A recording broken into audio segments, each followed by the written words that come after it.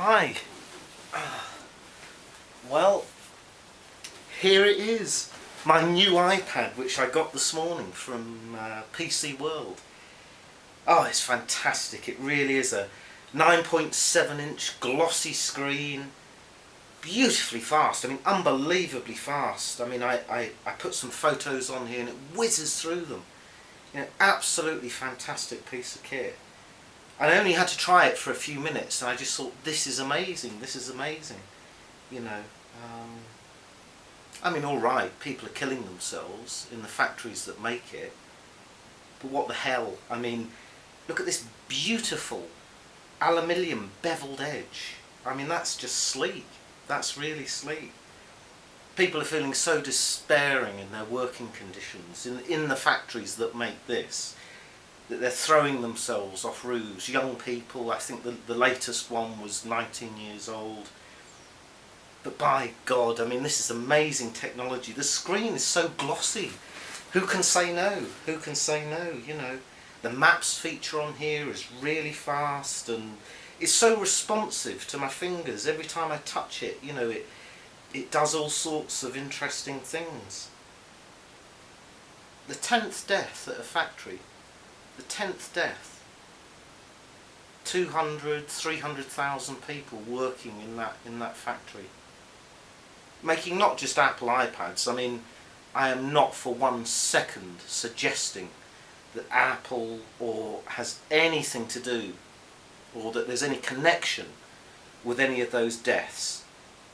But the fact for us in the West is that this product came out of a factory where 10 young people have killed themselves because they feel so hopeless. The battery life's about 10 hours. 10 hours battery life. My God, and some reviewers have said that it's even more than that, that Apple are actually being conservative with their figures. Amazing, and already I've been and downloaded some applications and they just look fantastic. You know, the screen resolution really brings them to life, you know.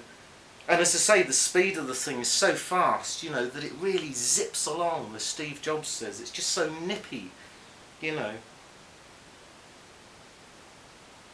I mean, the latest I heard, just going back to that news story about Foxconn, is that they're having to put, well, basically nets around the top of the roof.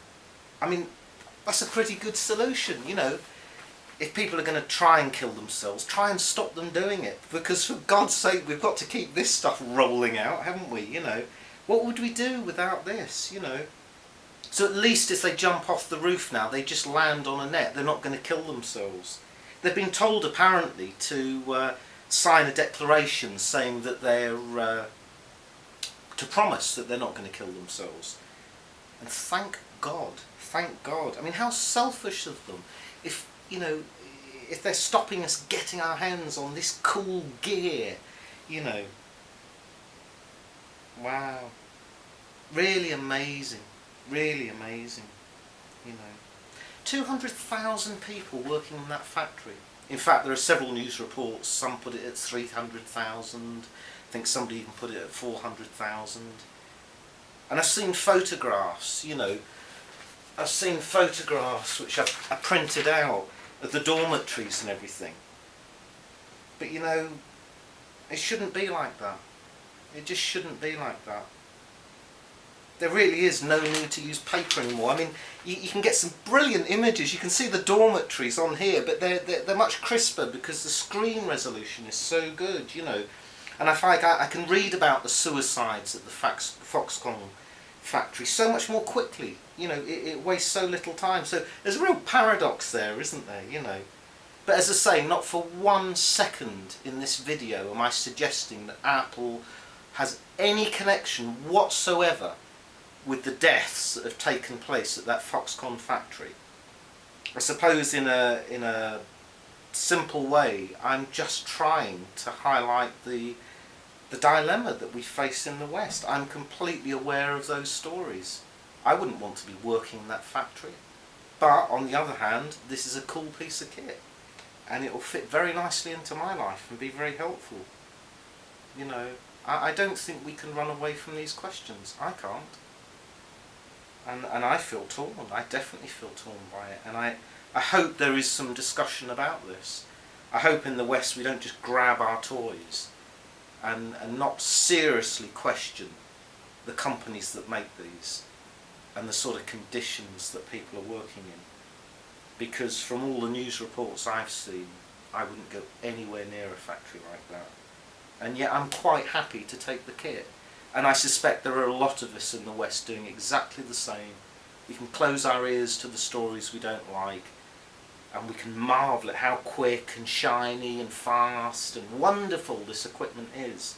But there is a cost. There is a price being paid. I don't feel it directly. I'm not directly connected with it, but there is a cost, and that is exactly why I feel so strongly that I've made this video, in the hope that all of us can face up to this dilemma. I think there is a dilemma we face with this stuff, you know. Yeah, well, it's a funny world, and I'm sure for the people working at Foxconn it's anything other than funny. So, and I'm not blaming Foxconn. You know, if there's any legal sort of, I don't want any legal hassles here. I don't want Foxconn coming after me for my little YouTube video, and I don't want Apple coming after me. This isn't about that. I'm not casting any blame. I'm not suggesting for 1 second that Apple or Foxconn or Nokia or any of the other companies that make use of that factory, or the managers that run that factory, are responsible for these deaths. I'm not suggesting that at all. I'm simply highlighting in this video that as a consumer in the West, there is a dilemma. There is a dilemma when we go and we pick these things up and we use them and we marvel at the technology. You know, there is a cost. There is a cost. Well, thank you for listening, and enjoy your shiny iPad, as I will.